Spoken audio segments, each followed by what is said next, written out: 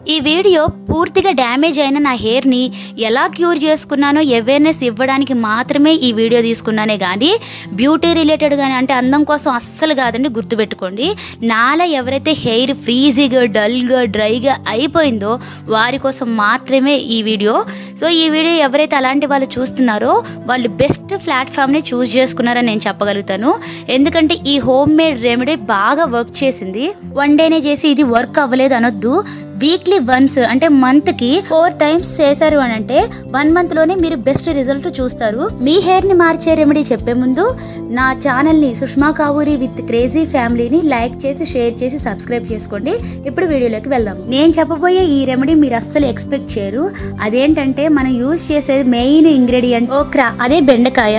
మన hair డెన్సిటీని longer short ని బట్టి వీటిని తీసుకోవాలి. సో మినిమం 5 or 6 తీసుకోండి. సో వీటిని శుభ్రంగా కడిగి బాయిల్ చేయాలి విత్ వాటర్. ఇది బాయిల్ అవుతున్న టైంలోని వేరే సైడ్ అనదర్ బౌల్ తీసుకొని దాంట్లోని రైస్ ఫ్లోర్ తీసుకొని వాటర్ పోసి కొంతసేపు నానబెట్టాలి.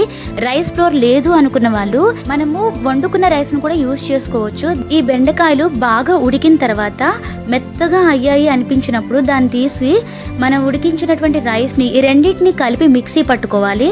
వీటితో పాటు ఒక మంచి ఇంగ్రీడియంట్ అలోవెరా. నేచురల్ అలోవెరా అయితే ఇంకా బెస్ట్ గా ఉంటుంది రిజల్ట్ అనేది. ఈ 3 ingredients చాలు మీ హెయిర్ ని స్ట్రైట్ చేయడానికి. ఉడికించిన బెండకాయ, రైస్ అండ్ అలోవెరా ఈ 3 బాగా మిక్స్ అయిన తర్వాత దీన్ని మంచిగా వడకట్టుకోవాలి. వడకట్టాలి అంటే ఒక ఫ్రెష్ క్లాత్ తీసుకొని దాంట్లోని ఈ పేస్ట్ వేసి గట్టిగా పిండినట్లయితే మనకి మంచి స్మూత్ కన్సిస్టెన్సీ అనేది బయటకు వస్తుంది.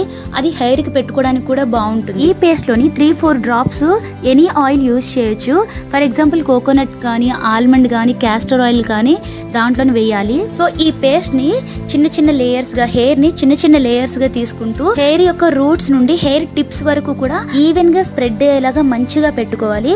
సో పెట్టిన ఒక 1/2 hour వరకు కూడా దీన్ని ఉంచుకోవాలి డ్రై అయ్యే వరకు. నా చిన్న సజెషన్ ఏంటంటే మీరు ఈ పేస్ట్ పెట్టుకోవడానికంటే ముందే హెడ్ బాత్ షాంపూతోని హెడ్ బాత్ చేసేసి మంచిగా డ్రైగా ఉంచుకోండి హెయిర్ ని. తర్వాత ఈ పేస్ట్ పెట్టుకున్న తర్వాత మళ్ళీ హెడ్ బాత్ చేసేటప్పుడు మనం షాంపూ యూజ్ చేయకూడదు. షాంపూ పెట్టకపోతే ఇది జిడ్డుగా ఉంటుందేమో, అస్సలు వదలదేమో అనుకుంటారేమో, కానీ అలా ఏముండదు. హెయిర్ నుంచి పూర్తిగా రిమూవ్ అవుతుంది. మంచిగా హెడ్ బాత్ చేయండి. చెప్పే కదా, షాంపూ మాత్రం అస్సలు యూజ్ చేయకండి. నేను thumbnail లో పెట్టాను కదా బిఫోర్ అండ్ ఆఫ్టర్, అది నేను ఓన్లీ 1 wash లోనే ఆ రిజల్ట్ నేను పొందగలిగాను. మీకు చూపించి ఈ వీడియో చేస్తుంది కూడా ఓన్లీ 1 wash లోనే నాకు ఈ రిజల్ట్ వచ్చింది. మళ్ళీ నేను ఆయిల్ పెట్టుకోవాల్సిన అవసరం కూడా రాలేదు. సో మనం హెయిర్ కోసం ఎన్నో ట్రై చేస్తాము. సో దాంట్లో ఈ ఒక్కసారి ట్రై చేయండి. మీకు నచ్చకుంటే నెక్స్ట్ టైం చేయకండి. నచ్చితే రిపీట్గా చేసి మంచి రిజల్ట్ తెచ్చుకోండి. Thank you so much. Bye bye.